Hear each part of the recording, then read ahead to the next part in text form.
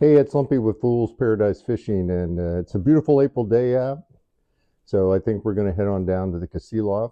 Been hearing rumors that there's some steelhead, so we'll give it a try, and we'll take the three different methods. Bobber dogging, casting out, and we'll have a fly, and we'll see. We'll. I think we're going to do more fishing than catching, but we'll give it a whirl.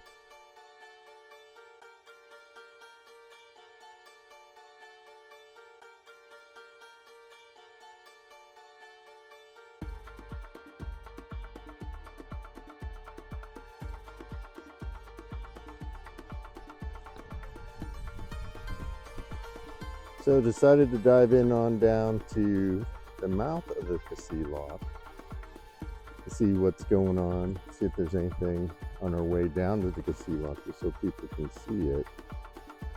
And then we have a beautiful view of Mount Redoubt today. It's one of those sunny days. Oops, sorry, came a little bit fast. But it's a very sunny day, and there's places to park on both sides of the mouth of the Kasilof. And you can go halibut fishing from the shore here, which I think we'll do tomorrow. Hopefully it'll be as nice as today, but we will see.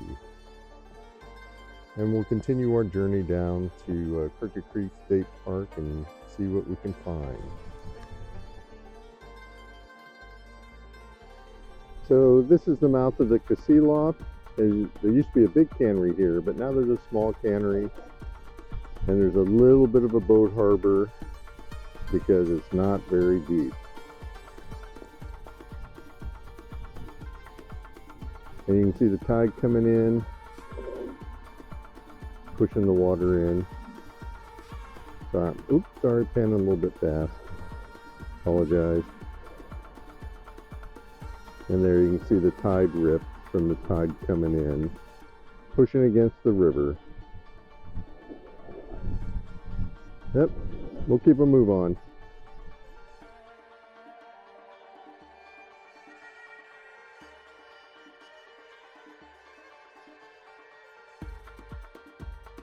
There's a small RV park down here at the mouth of the Kasilof.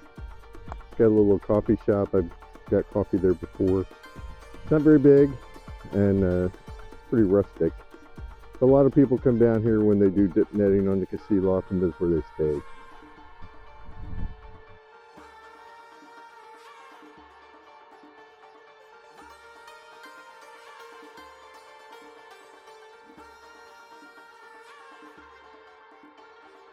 Well, surprise, surprise, surprise. I guess I forgot that a lot of this stuff is technically not open till 1 May. So we may walk down there anyway, just take a look around. But there are other places. So we may go back to the boat launch. We drove by that, and I'll see if there's a place to throw in there. But anyway, we'll give it a whirl. So this is Crooked Creek State Park, which is where the Crooked Creek and the Kasilof merge. And this path here is the path you walk down to get to the two rivers. So we'll walk down that and check it out. As always clean your fish at the river. Otherwise, you could attract bears and other things. So, got them down there. No nice fillet tables here. Not too steep of a path, but we'll be down there in a second. There's also toilets down there. And here's the bathrooms, all pit toilets. We'll walk down the path down that way to another part of the river. But right here is one of the many stairways that you can access in order to have a safe walk down or step down to the river. And there's still a little bit of ice, as you can see. This is where part of the Crooked Creek State Park, or the Crooked Creek, comes in, and it's pretty frozen. But as you can see, the Kasilof is looking pretty good, and not too bad, although not sure how much fishing we're going to do today down here. So there's a lot of environmentally sensitive areas, so they don't want you hiking down just anywhere. You want to stick to the ladders or to the places that aren't marked off. And as you can see, there's more ladders down to the river, and here they have fencing in order to keep you off the environmentally sensitive areas. And we'll walk down the path here a little bit farther. There's another ladder way, and that'll get us onto the river. And this is the Kasilof. This is about mid-range in the sense that from the ramp on the Sterling or Homer Highway, this place is about halfway to Cook Inlet. And as you can see, it's pretty shallow in the winter, but there's a lot of rocks in this area, which is good. And we'll walk over here and I'll point out, there you go, catch and release for the wild kings in coho. This river is the only hatchery king river on the Kenai Peninsula. And when you see the rocks there's like 3 rocks in a row. That's where you want to be fishing for sockeye. You want to find the hard objects in the river because they got to go around them. And they don't like the main stream out there in the middle because it's a little too fast. They like both edges, north and south, near the banks. And that'll allow you, like there's one right here, you want to fish laterally or upriver, downriver, 4 feet, 8 feet, and 12 feet from that rock. Because the fish got to go around that rock so you know where they're going. And you know they're coming by it. And they like to get in behind it because, as you can see, there's slower water. So they're going to either be right behind it or going around it. And that's where you're going to catch them. And there's a lot of exposed rocks right now because the river's really low. It'll get a lot deeper and probably about the same speed. So got to be careful when you're here in the summer, in the early mornings and afternoons, or late evenings, because that's when the moose walk by. I've been here at 4 in the morning and casting for kings, and then have the moose walk by. So you see the tree line there. If you want to catch a hatchery king from the beach or the shore by casting out there, you got to be here early, like 3:30, because the sun comes over those trees about 5:30, and the kings don't like the sun. So as soon as it comes over the trees, then they kind of stop biting. So you want to get here early and cast for them, or you come in late after the sun goes over those trees, because the kings like it when it's darker.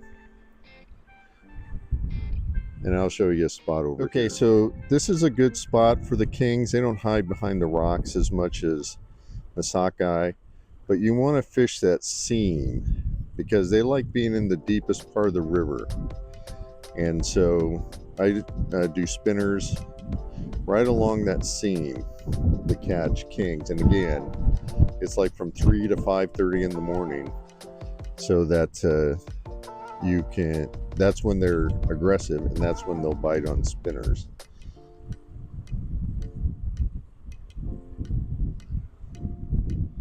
Okay, so farther down, and I'll try and zoom into it.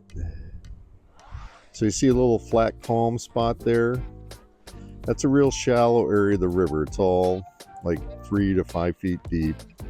And you can actually stand out there in the middle of that part in your chest waders when it's lower and cast both sides to catch sockeye. I've done it before. And then way down there by the corner below the house to the upper left, that's a nice bend, and you can see there's an island and it splits the river. And so a lot of people fish down there as they come around the corner. And in the summer, you'll see lots of drift boats. It's a drift boat only river. And look, they got a fillet table. I've never seen that before. That's brand new. That may explain all the skid marks as they drug it down here last fall.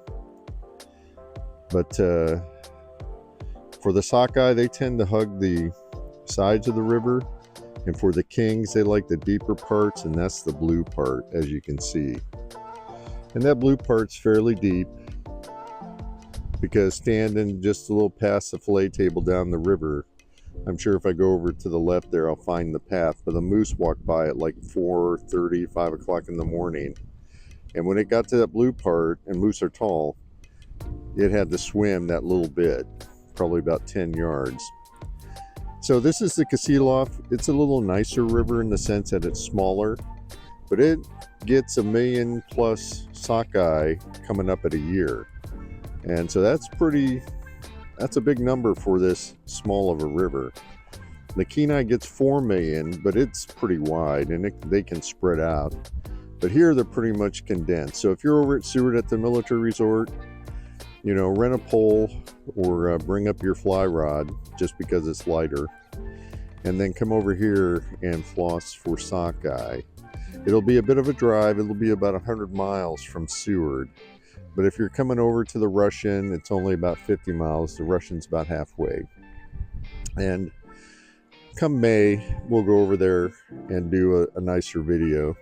And then I'm going to spend a lot of time fishing here because it's only 15 miles from the house. And so it's a quicker run. I could probably go fishing for steelhead, but I just don't feel like climbing over the ice. I'm getting old. All right, we'll go over and check the boat ramp and we'll see what we can find.